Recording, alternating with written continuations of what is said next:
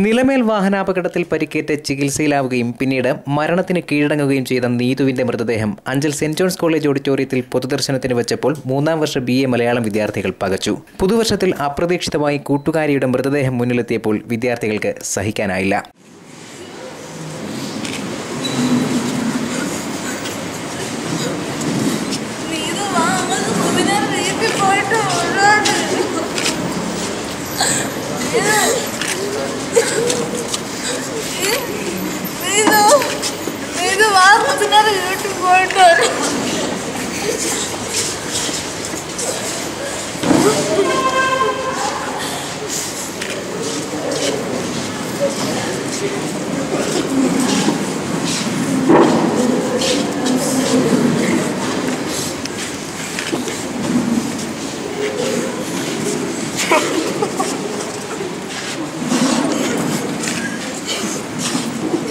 സൗമ്യമായ സമീപനം കൊണ്ട് കൂട്ടുകാരികൾക്ക് പ്രിയങ്കരിയായിരുന്നു നീതു.